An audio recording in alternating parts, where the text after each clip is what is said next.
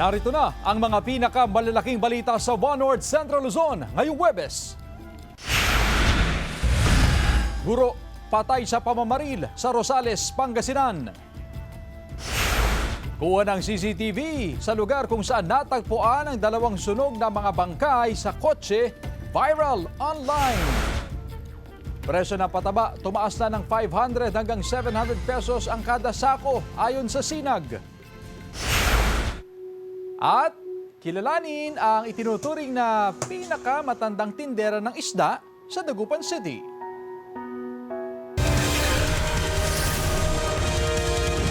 Ito ang GMA Regional TV, One North Central Luzon.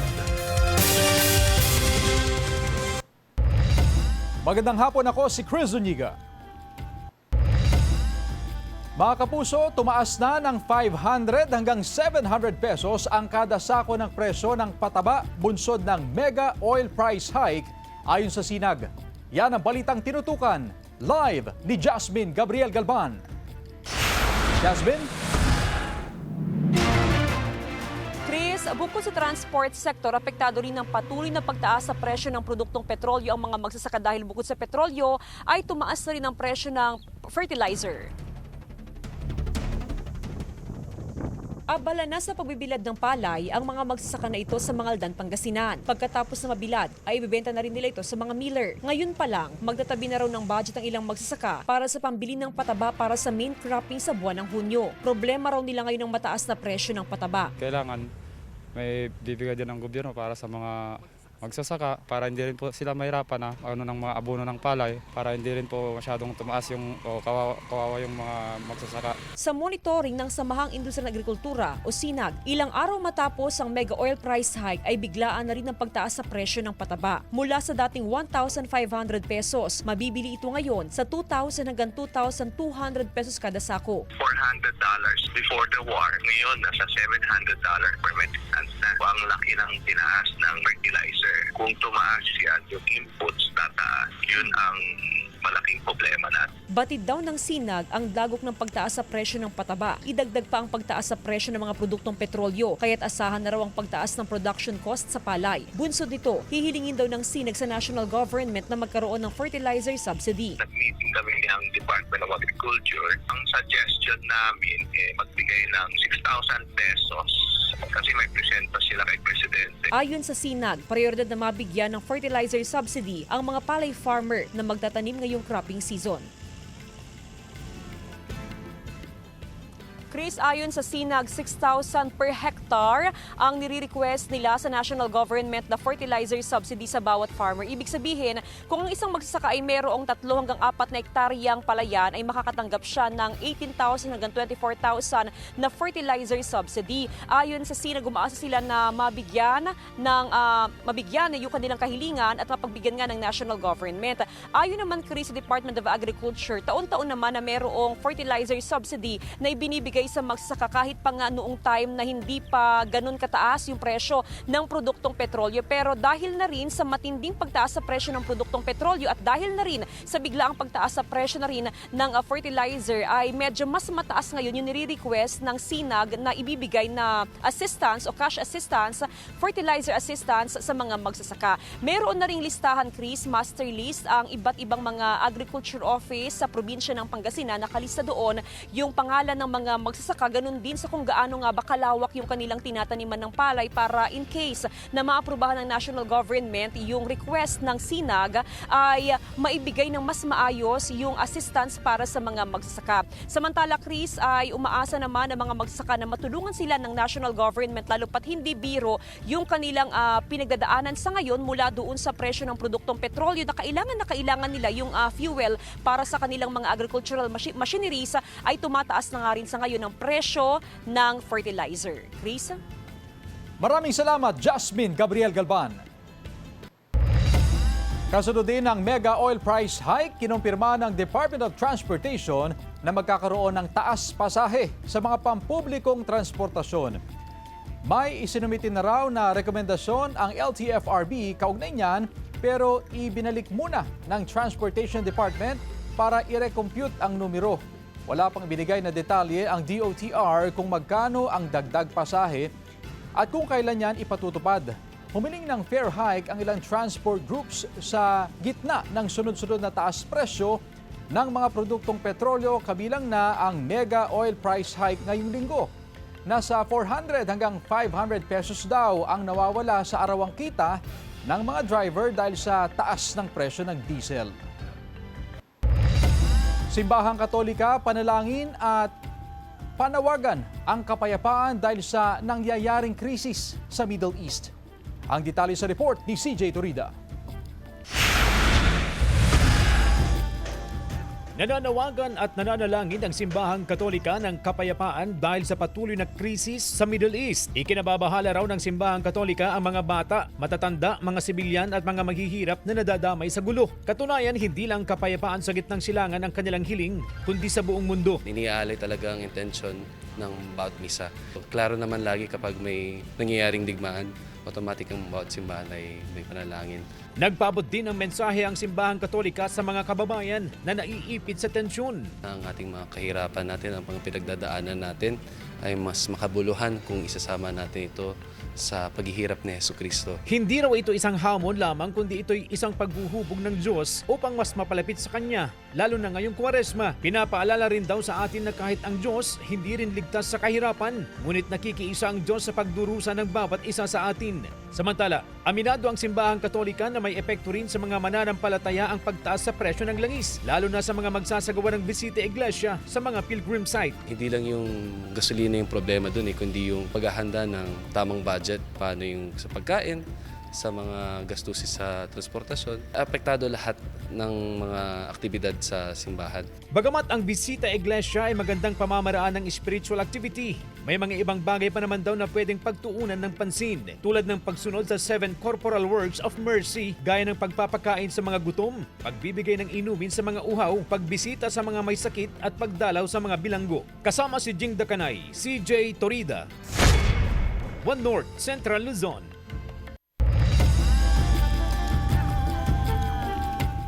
Malaking tulong daw sa investigasyon ng pulisya ang kuha ng CCTV sa lugar kung saan may nakitang 2 sunog na bangkay sa isang kotse sa Peñaranda, Nueva Ecija. Maririnig ang 2 putok sa viral video na yan, nakuha sa barangay Sinasahan. Sa gilid ng kalsada, kitang may nakaparadang pulang kotse. Maya-maya isang lalaking nakaitim ang naglakad sa gilid ng kotse patungo sa likuran nito. Lumakad siya palayo sa kotse at tila may kinausap at umalis sila. Matapos ang ilang sandali, dumating ang isang tricycle. Bumaba ang sakay nito at may kinuhang galon. Lumapit siya sa kotse at binuksan ito at tila may isinaboy. Nang may sumabog sa kotse, umalis sila ng tricycle driver. Doon na rin umusok ang kotse. Isang rider pa ang huminto sa lugar at humingi ng tulong sa mga nakatira roon. Tukoy na ang pagkakakilanlan ng mga biktima at naiuwi na rin ang mga labi sa kani-kanilang kaanak. Isa sa tinitingnang motibo ng pulisya sa krimen ay may kinalaman sa negosyo. May person of interest na rin daw ang PNP pero tumanggi na silang magbigay ng iba pang detalye. Nakuha na ng video ang aktong tangkang pagtangay sa nakaparadang motorsiklo sa Bangaldan, Pangasinan. Tutukan sa report. Sa cellphone video na ito, makikita ang lalaking sumakay sa nakaparadang motorsiklo sa bahagi ng National Highway ng Barangay Anolid, Mangaldan, Pangasinan. Mag-aalauna ng madaling araw kahapon. Makikitang pilit ng pinaandar ang motorsiklo. Aktong tatangay na pala ng suspect ang motorsiklo. Ilang sandali lang, may lumapit na isang lalaki at binatukan ng lalaki na kasakay sa motorsiklo. May isa pang dumating na lalaki at pinagtulungan nilang bugbugin ang suspect. Makalipas ang ilang sandali nang mabitawan ng mga lalaki ang suspect, ay dali-dali itong tumakbo palayo sa lugar.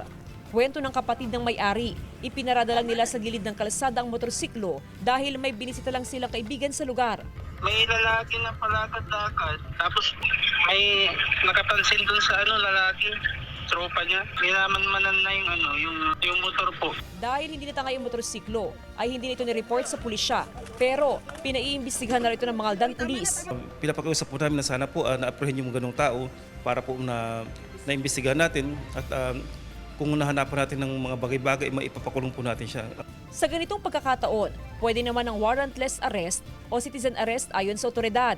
pwede rin daw sanang tumawag agad sa pulisya. Yun nga po, pakiusap natin sa pumayari ng motor na huwag po iwan sa mga national highway na ganun po na tempted po yung pwedeng makuha yung motor nila. Kaya po sana i-secure nila, ilagay nila sa kanilang compound. Aalamin din daw nila ang pagkakakilanlan ng suspect at titignan kung meron itong kaugnayan sa mga nakalipas na nakawan ng motorsiklo sa bayan. Kasama si Daryl Peralta, Jasmine Gabriel Gulban, One North Central Luzon. Arestado naman sa Bani, Pangasinan ang isang lalaki dahil umano sa paulit-ulit na panggagahasa sa 2 menor de edad niyang apo sa Marikina. Ayon sa pulisya, sa bahay ng pamilya nila, nangyari ang umano'y panggagahasa na tumagal ng 4 na taon. Taong 2024 nang ihain ang reklamo laban sa lolo at October 2025 naman lumabas ang arrest warrant. Itinanggi ng akusado ang krimen at itinuturo ang pamangkin ng kanyang asawa na nanggahasa umano sa mga biktima. Wala pang pahayag ang itinuturong pamangkin. Sinampa ng kasong 14 counts of qualified rape ang akusado na nakadetain sa Marikina City Police Custodial Facility.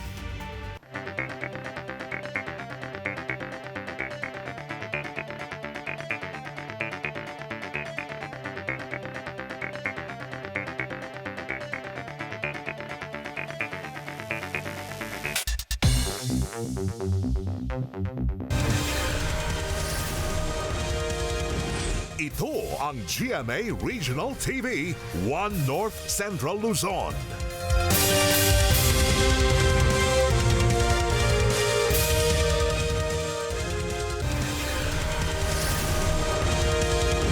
Ito ang GMA Regional TV, One North Central Luzon. Patay ang isang guro ng pagbabarilin ng 2 lalaking sakay ng motorsiklo sa Rosales, Pangasinan. Nakaalerto, Jewel Fernandez. Patay ang 53 anyos na guro matapos pagbabarilin ng mga hindi pa nakikilalang sospek lulan ng motorsiklo sa Rosales, Pangasinan hapon noong Martes. Base sa investigasyon ng mga otoridad, pauwi na sana ang guro na galing sa Santa Maria, Pangasinan at sakay ng kanyang motorsiklo. Sinundan umano siya ng 2 gunman mula sa paaralan hanggang sa barangay Carmay East at doon na pinagbabaril ang biktima. Nagtamo siya ng 3 tama ng bala mula sa caliber 45 na baril. Itinakbo pa sa pagamutan ng biktima pero binawian din ito ng buhay. Agad na tumakas sa mga sospek matapos ang insidente. Nagkaroon na rin tayo ng investigasyon doon po sa workplace niya po para ma-determine po natin kung mayroon ba siyang nasagasaan doon o para makita natin kung mai-connect natin dyan sa pamamaril. And then, tinitignan din po natin yung angulo within sa kanyang pamilya po. Lungkot naman ang nadarama ng mga katrabaho ng biktima lalo't masayahin umano ang namayapang guro. Napakabait pong tao niyan. Kumbaga kahit sino po ang lumapit sa kanya na nangangailangan ng tulong. Kahit ano po, gagawin po niya at gagawin ang makakaya niya basta matulungan po niya yung lumapit sa kanya. Napakabait po. Jolly po siya. Lahat po nasa kanya kaya mahal na mahal po siya ng mga katrabaho namin, maging mga estudyante po. Tumanggi nang magbigay ng pahayag ang kaanak ng biktima na humihingi ng hustisya. Patuloy ang investigasyon ng otoridad sa insidente. Continuous pa rin po yung backtracking and forward tracking na ginagawa ng ating mga operatiba para makita po natin yung kanilang mode of operation at the same time para makita natin yung true picture and magkaroon tayo ng idea kung sino talaga yung gumalaw na mga gunman po. Kasama si Ron Taniedo, Jewel Fernandez, One North Central Luzon. Nasawi ang 21 anyos na lalaki matapos malunod sa sapa sa barangay Bagbago, Solsona, Ilocos Norte. Sa investigasyon, pasado 3:00 ng hapon noong Lunes, nagpunta sa sapa ang biktima kasama ang ama para mangisda gamit ang fishing rod. Lumangoy umano ang biktima sa ilalim ng box culvert pero hindi na siya nakaahon. Matapos ang mahigit 3 oras, natagpuan ng biktima sa ilalim ng tubig. Itinakbo pa sa RHU ang biktima pero idineklarang dead on arrival. Sa ngayon, ipinagbabawal muna ang pangingisda sa lugar dahil dati nang may nalunod rito. Wala pang pahayag ang kaanak ng biktima. Nahulikam ang insidente ng pagkakahagip ng motorsiklo sa isang babaeng tumatawid sa pedestrian lane. Narito ang report. Sa kuha ng dashcam, makikita ang jeep na ito na binabaybay ang National Highway sa barangay Barimangaldan, Pangasinan. Kuha ito bandang alas 8:30 ng umaga kahapon. Bago ang pedestrian lane ay huminto ang jeep para patawirin ng isang babae. Pero makikita ang motorsiklo na ito na tangkang mag-overtake sa jeep. Dire-diretso lang ang patakbo nito, dahilan para mabundol nito ang patawid na babae. Natumba sa kalsada ang babae. Agad namang bumaba ang rider ng motorsiklo, tinulungan ng babae. Na-surprise siya dahil may unahan na isang jeep, sasakyan. Kaya po na-surprise siya nung merong nag-overtake na motor. Tumanggi na magbigay ng pahayag ang babaeng biktima na ngayon ay nagpapagaling na sa kanilang bahay. Sinusubukan ng GMA Regional TV 1 North Central Luzon na makuha na ng pahayag ang driver ng motorsiklo. Samantala, panawagan ng pulisya sa mga motorista na dahan-dahan sa pagmamaneho, lalo na kung palapit na sa pedestrian lane. Kailangan po talaga na pagdating natin ay magdahan-dahan po tayo. At sa mga tumatawid din po, dapat po i-verify po nila kaliwat kanan. Kasama si Daryl Peralta, Jasmine Gabriel Galban, 1 North Central Luzon. 3 Chinese nationals nahulihan ng halos 70 million pesos na halaga ng kush. Tutukan sa report. Arestado ang 3 Chinese national matapos mahulihan ng halos 70 million pesos na halaga ng hinihinalang kush sa Clark International Airport noong Sabado. Ayon sa Philippine Drug Enforcement Agency Region 3, kinilala ang mga suspect sa alias na Ang Si, 39 anyos, Kim Tan, 27 anyos at Li Cheng, 30 anyos. Supposedly, dapat yung bagahe nila, hindi nila makukuha yun. Di ba dapat doon sa Hong Kong? Allegedly, ang sabi ng isa sa kanila, napag-utusan lang sila na magdala ng suitcase and they were not informed na ang laman doon ng may droga. Ayon sa Bureau of Customs Port of Clark, nadiskubre ang mahigit 46,000 gramo ng hinihinalang kush na may kabuang halagang mahigit 69.7 million pesos habang sumasailalim sa routine inspection ng kanilang mga bagahe. Na-recover mula sa 3 maleta ng mga suspect ang 99 na transparent vacuum-sealed plastic packs na naglalaman ng tuyong dahon at fruiting tops na pinaniniwala ang high-grade marijuana o kush. Dagdag pa ng otoridad, ang mga suspect ay transit passenger mula sa Bangkok, Thailand, patungong Hong Kong na dumaan lamang sa Clark International Airport. There were 3 bags na na-detect po ng Bureau of Customs of Clark na may laman nga pong kush. High-grade type of marijuana. Kasalukuyang nasa kustodiya ng PIDEA 3 ang mga naarestong dayuhan para sa karagdagang investigasyon. Isa sa ilalim sa forensic examination ng PIDEA Regional Laboratory ang mga nakumpiskang iligal na droga upang kumpirmahin ang uri nito. Mahaharap ang 3 suspect sa kasong paglabag sa Republic Act 9165 o ang Comprehensive Dangerous Drugs Act of 2002. Wala pa silang pahayag. Jasmine Gabriel Galban, 1 North Central Luzon. Sa ibang balita, Minor Basilica ng Manaoag sumasailalim sa repainting bilang paghanda sa ika-100 anibersaryo ng Canonical Coronation at Semana Santa. Narito ang report. Pinaghahandaan ng pamunuan ng Minor Basilica ang ika-100 anibersaryo ng Canonical Coronation of Our Lady of the Most Holy Rosary of Manaoag na gaganampin sa April 22, 2026. 100 years since Our Lady of the Rosary of Manaoag was crowned. Dito lang sa physically pagpasok sa simbahan, as I said a while ago, makikita mo talaga maraming scaffolding kasi nire-repaint lahat yung ceiling at saka walls ng simbahan. Dito sa harap, natapos na yung repainting. Pinayuhan ng pamunuan ng simbahan na mag-ingat ang mga deboto dahil sa mga nakalagay na scaffolding sa loob ng simbahan. Opo sir, ingat po. Pinapaganda po ngayon ng Manaoag talaga at pinapaayos ang buong lugar. Dahil sa inaasahang dagsa ng mga deboto, paiigtingin ang seguridad ng Minor Basilica. Nakipag-ugnayan na ang pamunuan ng Basilica Minore sa lokal na pamahalaan at Manaoag Police para sa seguridad at logistics para sa aktibidad. I-imbitahin mga bishops and priests who are coming. Parang meron mga 300 yata ng mga, or maybe even more. Kaya nakapagpagawa na kami ng mga chasubles, mga susunod, mga vestments, ng mga naka-prepare na rin ng mga bagong mga vessels for the Eucharist. May mga script pa na ginagawa para sa kung paano mangyayari yung mga celebrations. So, we're on the right track. Inaasahang matatapos ang pagpipintura bago sumapit ang Holy Week sa Abril. Pero as far as Holy Week itself is concerned, wala namang masyadong kakaibang preparation kasi every year naman yun nangyayari. So, pinaplano lang siguro kung saan gagawin at paano gagawin yung altar of repose. Kasi yun lang naman ang talagang major na iibahin.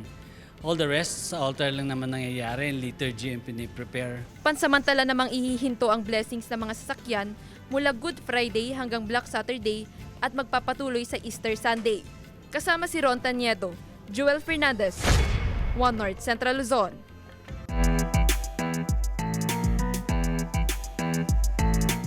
Tiyak na na-miss nyo ang amazing adventures with Kapuso Primetime King Dingdong Dantes.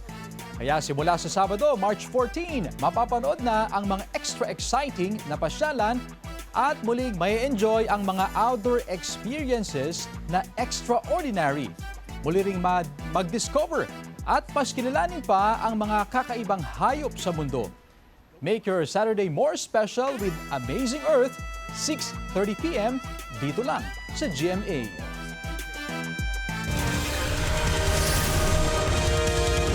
Ito ang GMA Regional TV, One North Central Luzon.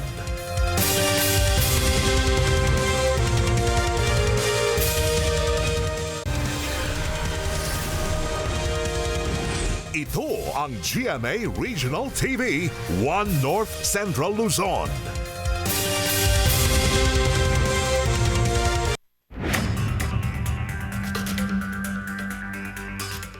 Tricycle nahulog sa bangin sa Quezon, Nueva Vizcaya. Tutukan sa report. Nasawi ang 43 anyos na babae matapos mahulog sa bangin ang sinasakyan nitong tricycle sa Quezon, Nueva Vizcaya. Sugatan naman ang 31 anyos na lalaking driver ng tricycle na lasing umano nang mangyari ang insidente. Hindi umano napansin ng driver ang karatula na nakasaad na may sirang bahagi ang kalsada kaya dumiretso itong bumagsak sa bangin.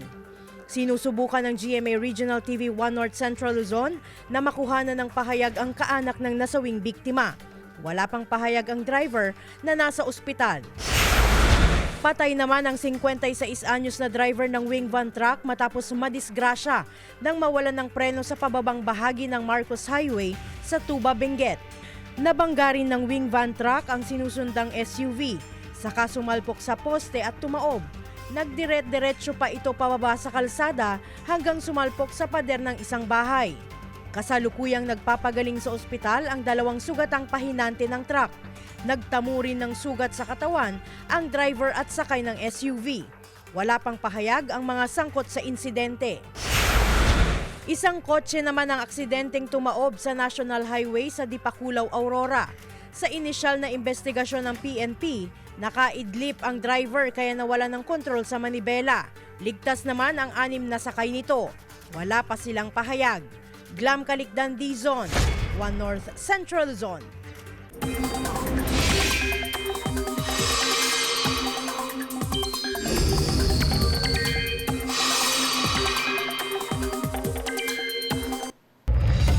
Mga kapuso, nananatiling mababa ang tsansa na papasok ang bagyo na nasa labas ng Philippine Area of Responsibility. Sa kabila niyan, posible pa ring maramdaman ang epekto ng trough nito sa ilang bahagi ng Mindanao. Patuloy naman ang pag-iral ng Northeast Monsoon o Amihan sa Luzon, kabilang na ang Metro Manila. Base sa datos ng Metro Weather, mataas ang tsansa ng hanggang katamtamang ulan sa Cordillera Administrative Region. Asahan din ang ulan sa ilang bahagi ng Isabela, Quirino Province at sa ilang lugar sa Central Luzon. Posible rin ang pag-ulan sa iba pang bahagi ng bansa.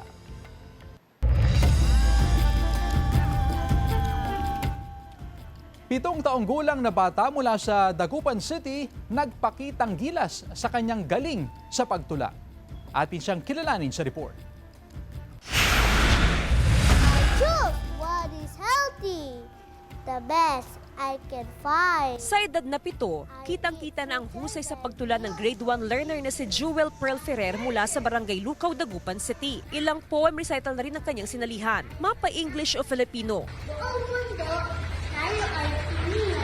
Katunayan, siya ang tinanghal na kampiyon sa poem recitation sa katatapos lang na Children's Summit sa lungsod. Likas na kay Pearl ang malinaw na pagbigkas o diksyon sa bawat salita, tamang emosyon, tamang ritmo. at kumpiyansa sa harap ng maraming manonood. 5 taong gulang daw si Pearl nang magsimula siyang magkaroon ng hilig sa pagtula. Dahil sa gusto niyang kanyang ginagawa ay naging madali para sa kanya na kabisaduhin o i-memorize ang bawat tula. Karaniwang 3 hanggang 4 na araw niya nakakabisado ang isang tula. Happy po ako or I'm so proud. Sa tuwing sumasali sa kompetisyon, inspirasyon daw ni Pearl ang kanyang mama na kanyang #1 fan. I want to be proud of my mom. Kasi simula pa lang daw ng klase nung Hunyo ay nakitaan na agad ng potensyal si Pearl pagdating sa pagtula. Si Pearl kasi nung una pa lang nakitaan ko na kung paano siya magsalita. So during the performance task po namin, meron kaming mga simple poem recitation din, Tagalog or English, at doon ko nakita na siya ay may potential talaga. Bukod sa pagtula, mahusay rin si Pearl pagdating sa academics. Kabilang din siya sa mga top learners sa kanilang klase. Kasama si Henry Duminsil, Jasmine Gabriel Galban, One North Central Luzon.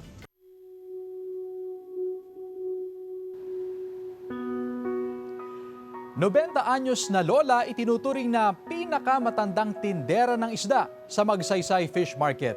Tunghayan sa kwento ng Pilipino. Siya si Nanay Rosalina Ferrer, Nanay Gading kung siya'y tawagin ng kanyang mga anak at apo. Siya na raw ang itinuturing na pinakamatandang tindera ng isda sa Magsaysay Fish Market sa Dagupan City sa edad niyang 90. Ipinanganak noong November 14, 1935, malakas pa, masigla, at kayang-kaya pang sumabay sa mga tinderang mas bata sa kanya. 40 kilos ng tuna, kayang-kaya pang i-slice yan ni Nanay Gading. Wala raw siyang sikreto sa pagkain. Mahilig nga raw siya sa karne, kanin at pati soft drinks. Hindi, walang diet. Walang diet. Bakit walang diet pag nagugutom ka? Hindi. Pag nagugutom ako, kahit ano kakainin ko. Pero bumabawi naman daw siya sa tulog na umaabot sa 7 hanggang 8 oras. Wala rin daw siyang iniinom na maintenance. Bukod sa pagtitinda sa palengke, kaya pa rin daw niyang maglaba. Pero sa edad niyang 90, bakit kaya gustong-gusto pang magtinda ni Nanay Gading? Ay, wala akong magawa sa bahay. Mamamatay ka sa bahay. Nakaupo lang, kakain. Ang merienda mo, pagkain lang. Wala. Dekada 60 pa raw nang magsimulang magtinda ng isda si Nanay Gading. Negosyo na naipasa na rin niya sa kanyang mga anak at mga apo. Kung mayroon man daw siyang sikreto sa mahabang buhay, yan daw ay ang pagiging mabuti sa kapwa-tao. Batid naman daw ng mga anak at apo na dapat nasa bahay na lang si Nanay Gading dahil sa kanyang katandaan. Pero noong pinagpahinga raw siya noong mga nakaraang buwan, doon naman daw siya nagkasakit. Nung nasa bahay talagang nanghihina. Na inuubo pa, na ospital pa. Inaalalayan naman daw siya sa tuwing siya'y nasa palengke, lalo na kung dadagsain na siya ng kanyang mga suki. Inspirasyon daw ng mga anak at apo ni Nanay Gading ang kanyang pagmamalasakit at pag-aalaga sa kanila. Kaya ngayong National Women's Month, isang mensahe ng pagmamahal ang ipinabot kay Nanay Gading. Ay, Nay, alam na love kita. Alam mo, hindi ko nasasabi sa'yo. Pero, napuso ko. Nag-aro taga ma. Nay, Mami, I love you. Kasama si Jing Dakanay, CJ Torida, One North Central Luzon.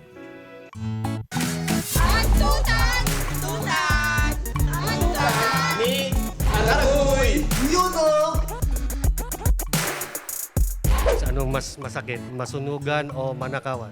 Masunugan po. Bakit? Nandun ba yung boyfriend mo sa loob ng bahay? Wala po akong... Masunugan. Pag nanakawan, gamit lang. Eh, pag ninakaw doon yung asawa mo? Ayun, mahirap. Ay, yung masunugan. Bakit? Kasi wala lang makukuha mo pag nasunog. Ah, ganon. Lalo na kung sino yung nandun sa loob. Oo. Masakit talaga. Masakit. Ouch. Ouch. You know, alam nyo ba na si George Washington ay naging firefighter volunteer bago pa man din siya naging kauna-unang presidente ng Amerika? O, di nyo alam yun ha? At sa Pilipinas naman, 1901 nang itinatag ng mga Amerikano ang Manila Fire Department, ang kauna-unang organisadong serbisyo bombero dito sa ating Pilipinas. At syempre, ngayong buwan ng Marso ang Fire Prevention Month dito sa ating bansang mahal na Pilipinas. Dahil dito na nag-uumpisa ang mainit na panahon at dumadami na ang mga nasusunog na mga kalhiban, kung ano-ano. Mag-ingat po tayo. Eh, naku! Naku, nasunog na! Ayan na! Yeah! And that's for you to know. Ito po si Aragoy. Hanggang sa muli. Bye!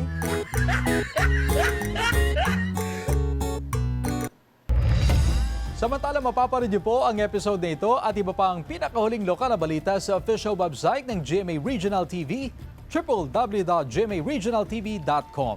Pwede rin kayo bumisita sa aming official YouTube channel, GMA Regional TV, at i-click ang subscribe button para sa pinaka-maiinit na balita mula sa mga rehiyon. Nais din naming pasalamatan ang mga kapuso sa Hilaga at Gitnang Luzon, maging ang mga kapuso natin abroad. Dahil sa GMA Regional TV, Local News Matters. At yan ang mga pinakamalaki at pinakahuling balita sa Hilaga at Gitnang Luzon. Maraming salamat sa pagsama sa amin, pati na ang mga kapuso sa ibang bansa na tumutok sa mga balita sa rehiyon. Ako po si Chris Zuniga. Kami, ang GMA Regional TV, One North Central Luzon, buong puwersa para sa mas malaking misyon at mas malawak na pagdilingkod sa bayan.